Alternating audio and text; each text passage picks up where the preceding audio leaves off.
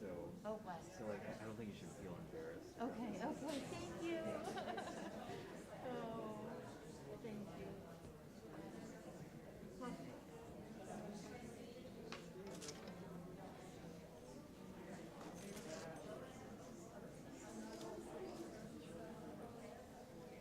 Okay.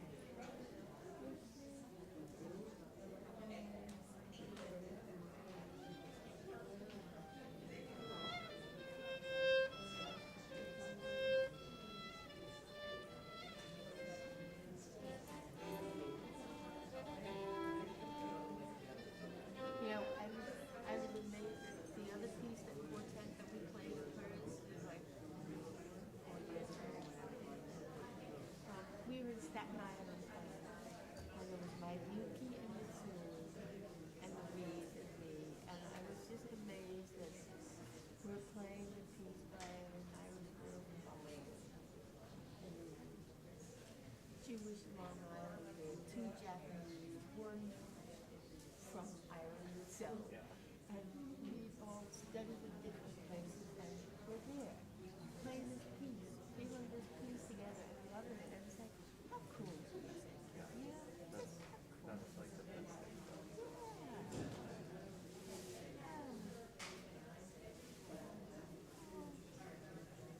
Oh, that sounds like it.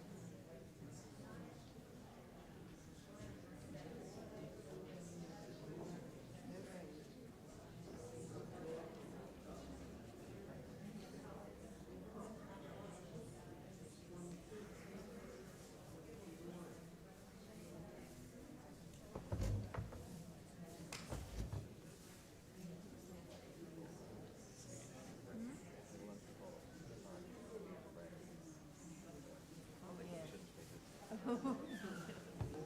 We can think of you. Is that Andrew?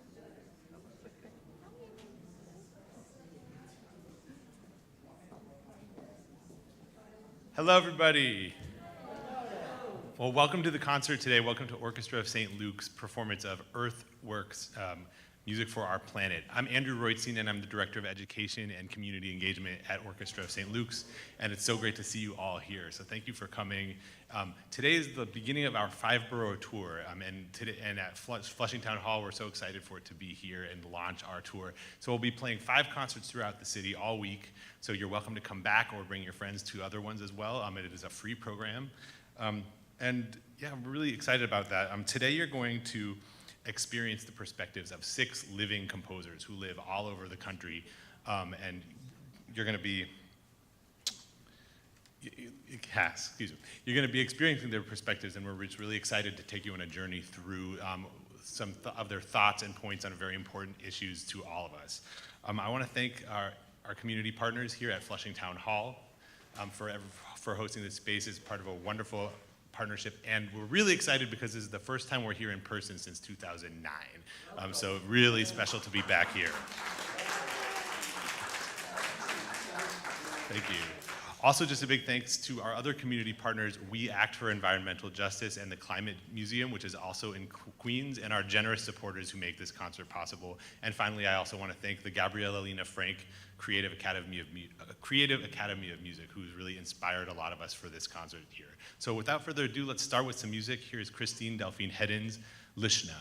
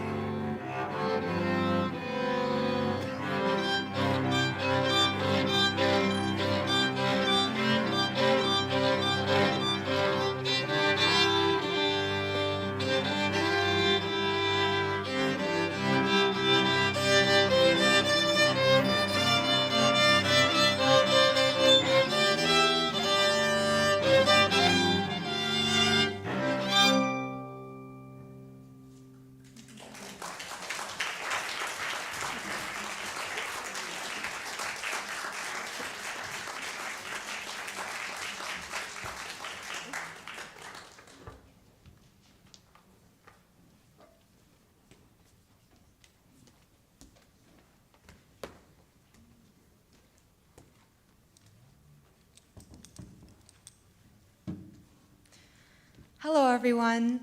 My name is Ali Staffo, and I'm happy to be the host for tonight's concert. Today, we're listening to music written by composers that is inspired by the planet, its origins, and their concern for its future. I'm not one of the featured composers, but just like them, I'm here for the planet. I'm an environmental educator, and I spend most of my time these days urging fellow New Yorkers to eat weeds. Yep, eat weeds. I'm a forager that harvests wild plants and educates others on how to collect them for food, medicinal remedies, and crafting.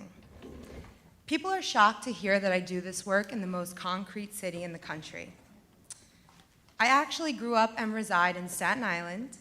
You may know this as the borough that was once home to the largest garbage dump in the world, but also home to the most protected green space in the city. It's filled with wild edible mushrooms, rare sacred plants, and hundreds of miles of trails to find peace, health, and solace in. Growing up in this paradox of a place has given me a perspective, much like the dandelion that grows through the crack of concrete in the sidewalk. We are a part of nature. We always were, and we always will be. Despite how far we seem from our origins, we should never forget where we come from. I had the opportunity to speak with each of tonight's composers, and I learned about their incredibly unique stories. You just listened to Christine Delphine Hedden's piece called Lishna. Lishna is an Irish word that describes the glow in the sky just before dawn. Anyone who's woken up or stayed up all night to watch the sunrise might be familiar with that sense of anticipation, the feeling of angst that settles between mourning what's behind us and excitement for what's to come. What we hope for tonight is that you can embrace what we learned from that glow in the sky just before dawn transitions into day. We hope that this concert can be a transition point for all of us, to learn about people's stories and to allow their influences to inspire us. The next work we'll listen to is called Bang by Tomas Fomai. This piece will send you to the edge of the galaxy, then back to the shores of an archipelago.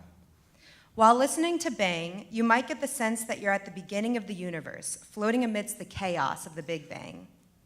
Perhaps you can tap into your deepest origins, when you were merely stardust floating aimlessly in space, neither waiting nor expecting to become a small part of this mysterious world that we now call home. Michael resides in Hawaii, where the carrying capacity and the limits of the land are more obvious than in other places. There's only so much land on each small island. Hawaii's natural spaces are being developed at a rate greater than ever before. This means less space on an already finite island for biological diversity, birds, marine animals, and other marine animals that call it home.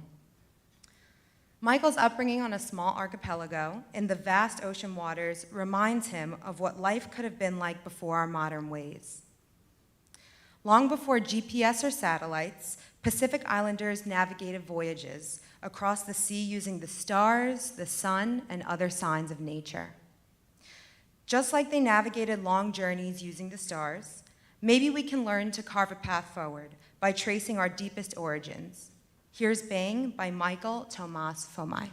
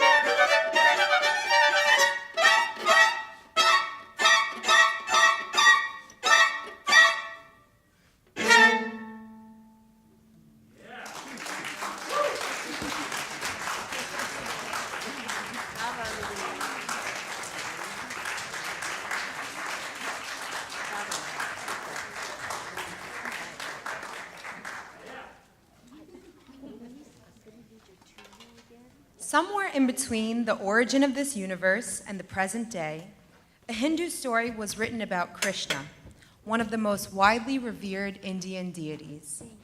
In Whose Mouth the Stars by Akshaya Tucker tells the story of Krishna as a mischievous child. The story goes like this. Krishna's mother caught him with a mouthful of sand. Concerned for his health, she scolded him and pried his mouth open. But inside, she didn't see sand. She saw every element of Earth, each star in every galaxy, her village, and herself. We often forget that we come from the same place and that we have more in common than not. Once we were just elements swirling within molten lava as this planet was forming. Now we have lungs, similar emotions, and shared experiences. We may sometimes feel divided, but imagine what we look like from the edge of our solar system. A speck in the sky, a community of people indefinitely attached.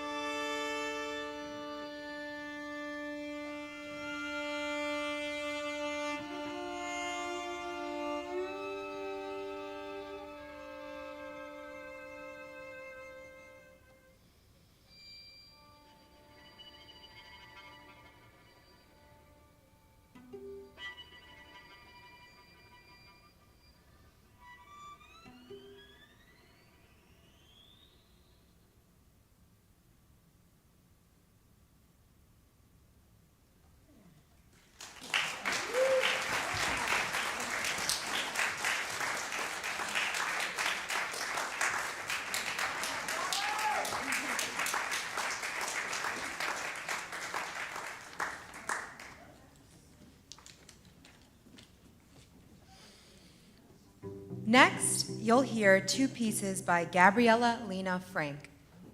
Gabriela is the founder of Composing Earth, a uniquely robust commissioning program for composers who recognize that climate change or climate disruption is a civilizational emergency. Composers go through a 2-year process of studying the science of environmental and social issues that intersect with climate, and then they find their own story within it. Often when grappling with difficult truths or problems that feel bigger than ourselves, we can feel defeated. It can feel that there's no feasible role for us to play. But it's necessary that we learn to not confuse the gravity of these issues with hopelessness. Gabriela's motive for this group is we have to think about how much we've lost, but remember how much there is to save. Gabriela is a California native, and she called herself a casual purveyor of the environment until she moved to a town that experienced wildfires. It's hard to imagine the impacts of a wildfire. Picture flames moving at 80 football fields per minute. Red skies filled with smoke. Entire towns, homes of 30,000 people, wiped off the map in a blink of an eye. It was through this experience that she could no longer be a casual purveyor of the environment. The problem was big, and it was right in front of her eyes. Gabriela's music has been deeply influenced by Latin culture, social justice, and gender equity. More recently, she focuses on telling the stories of people affected by climate change because she sees how we are all interconnected through this issue. The second work you'll hear in this Gabriela set is called Zapatos De Cincia. It was inspired by a festival that's known for Afro-Peruvian music and dance in a city called Chincha. The musical tradition that Gabriela is exploring here was first developed by enslaved West Africans in Peru. Gabriela told me that although many dances in Afro-Peruvian traditions are playful and light, the population often suffers the worst effects of environmental racism, with many living in under-resourced regions of the country. The festival that this piece was written about celebrates the rich cultural identities of the Peruvian coastal town.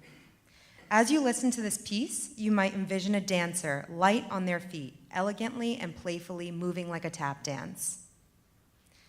The first piece you'll hear by Gabriela is called Kanto de Laoha, or Leaf Song. This piece portrays sights and sounds from a trip that she took to Peru, but focuses on that of a dying leaf. Except this leaf is not dying because it's completed its seasonal cycle. This leaf is dying because the tree is dying. In fact, on this trip, she noticed that many were. Much of Peru is known for its 20,000-foot mountain ranges separating arid desert, rainforest, and coastal environments. Because these ecosystems are so expansive, we don't consider their fragility. and the effect that something like climate change can have on big ecosystems one tree at a time. Our violinist, Alex, will tell you a little bit about how Gabriela creates a sonic embodiment of these leaves. Thank you, Allie. I'm Alex, and I just wanted to speak a little bit about what Gabby does in Kanto de Laoha.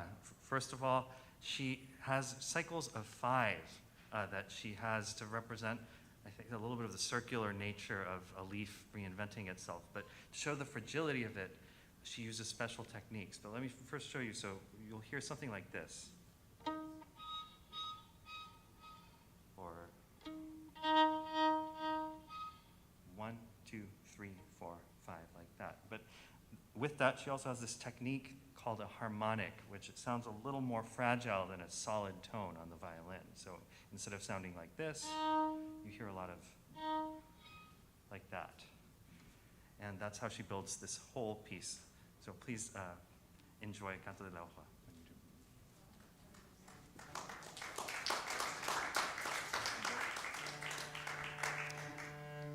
When you listen to Canto de Laoha, consider the vulnerability of this form of life.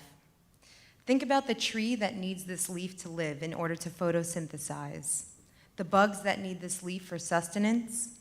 Hear the delicate leaf flowing in the wind.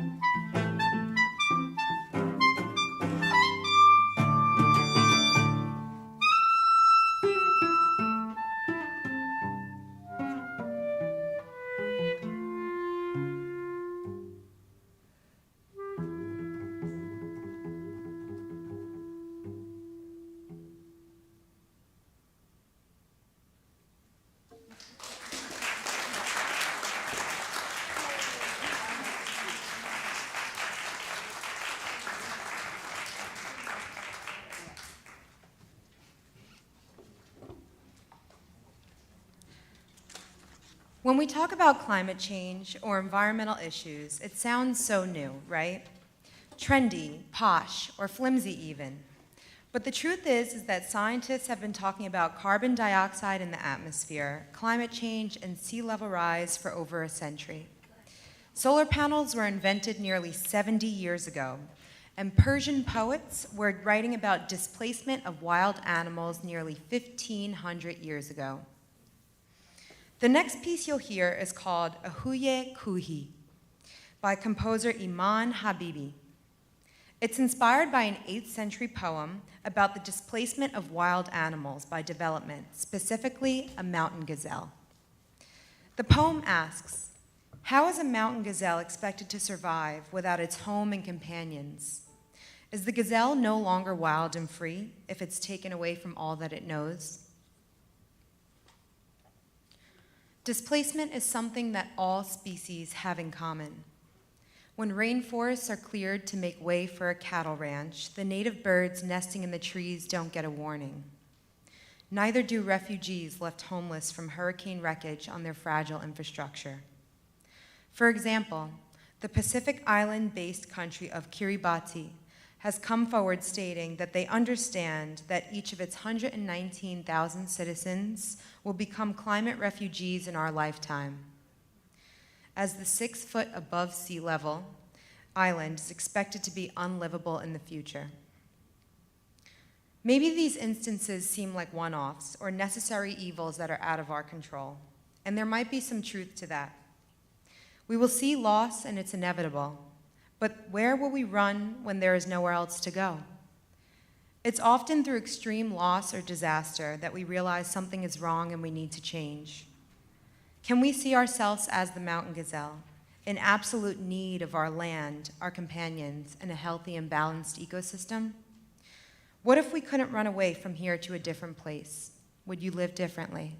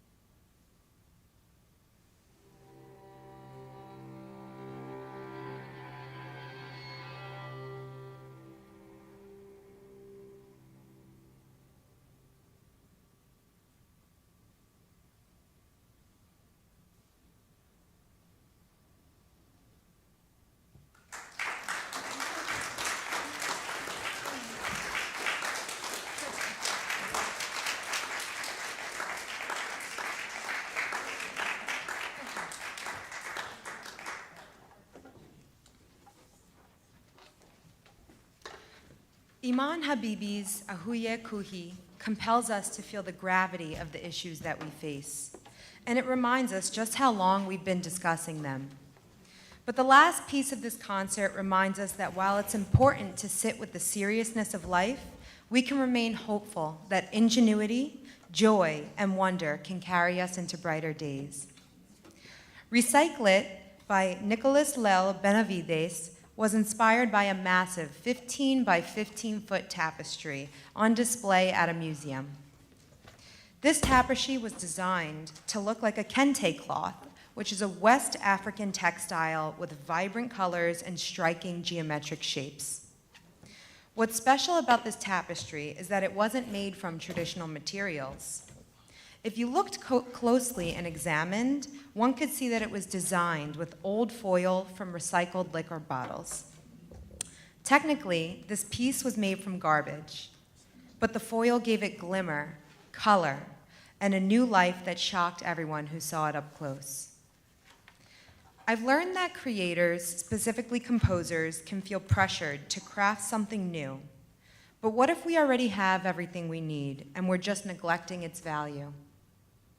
For Recycle It, Nicholas pieced together all old ideas in his head and wove them together, much like a tapestry.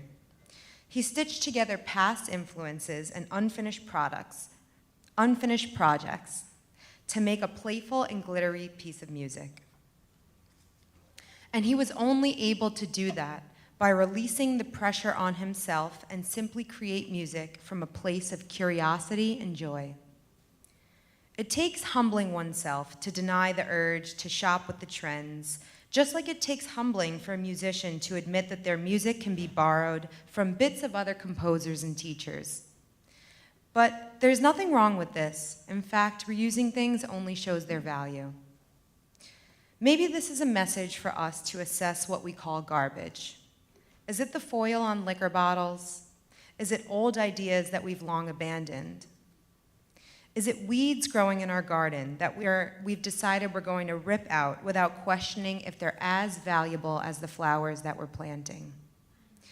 We can discover a whole new world full of joy if we just challenge the notion of garbage.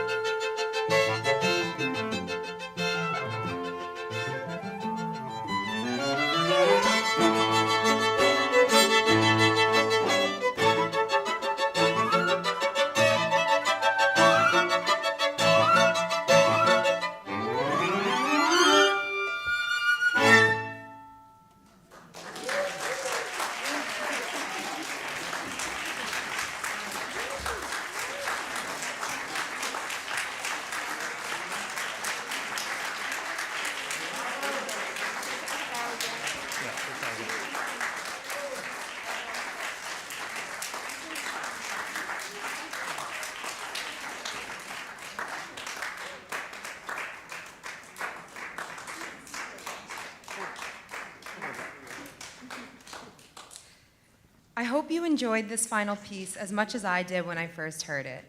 I could hear the playfulness in the music before I even spoke with the composer. When we finally did speak, it was no surprise that he believes in the approach of learning, changing, and creating from a place of joy. I want to thank you all for coming to tonight's concert. Whether you were here to listen to classical music, attend a free community event, or like me, you were here for the planet, I hope you took away what I took away from this, that you don't have to be a climate scientist to feel that you have a stake in our future. So many ideas have been discussed tonight: development, displacement, disrupted ecosystems from climate change, and creating new life from things regarded as garbage. What do we do with all these ideas in the air? People often wonder, what can I do now? I'm reluctant to prescribe any single solution because there is no single solution. There are many pathways forward. Luckily, there are a wealth of environmental and climate-focused groups locally that can steer us. For example, We Act is a partner of the Orchestra of St. Luke's Earthworks Tour.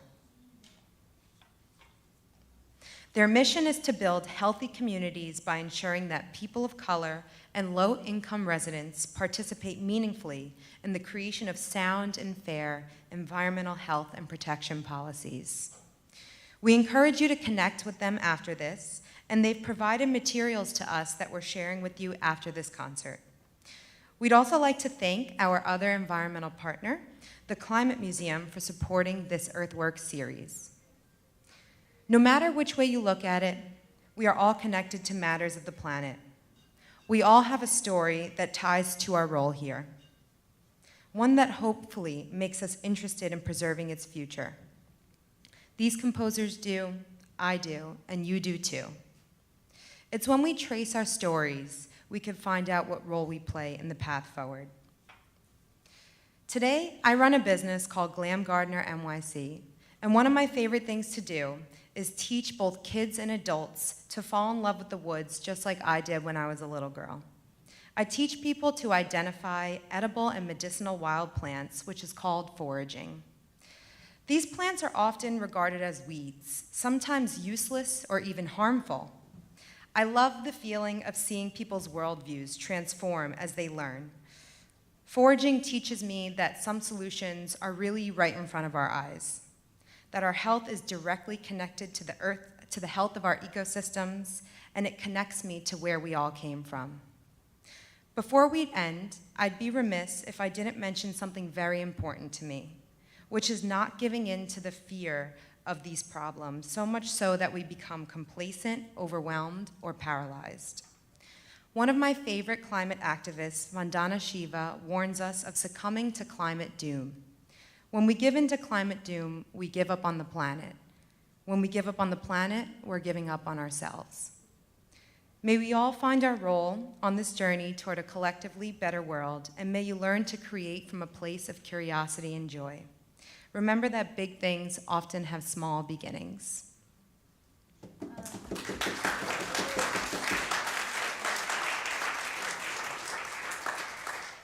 Before we end for some closing remarks, I'd like you all to give our amazing musicians another round of applause.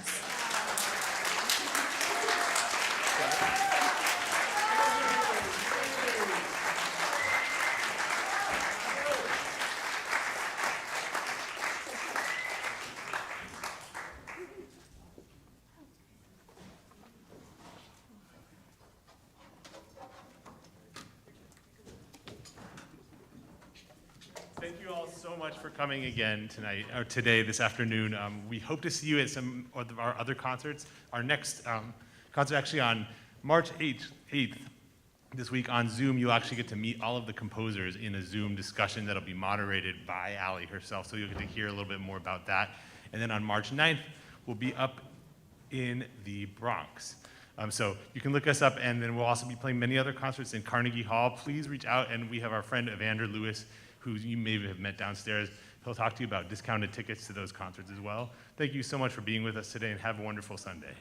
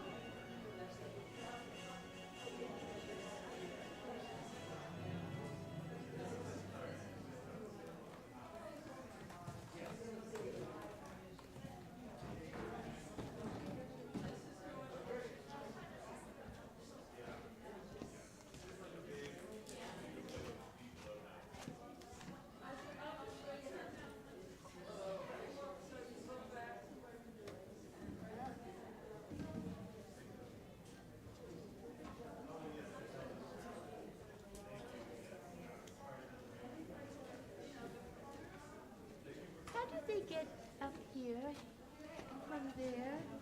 I can climb. Can- That way is probably the best Oh, for the can you staircase go over out there. that door and come? Should I come? This is a nice one.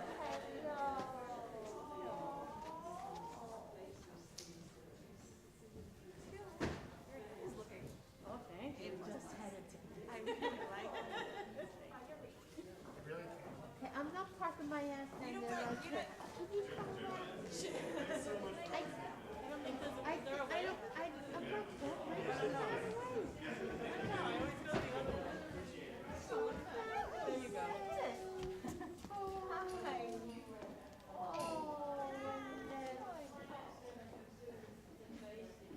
Are you legally parked? What's that?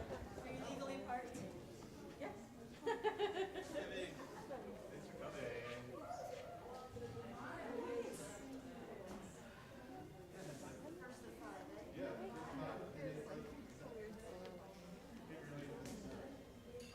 Oh yeah. I go back there.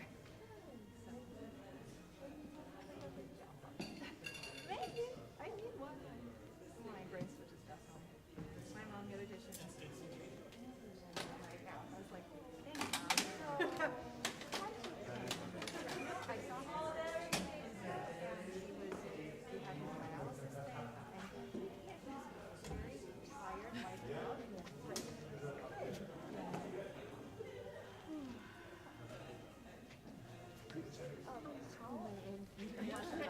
my brain when the elevator opened. I was like, Louise, we need you now. Louise almost didn't make it back. It's like the last piece. It was my fault. Why?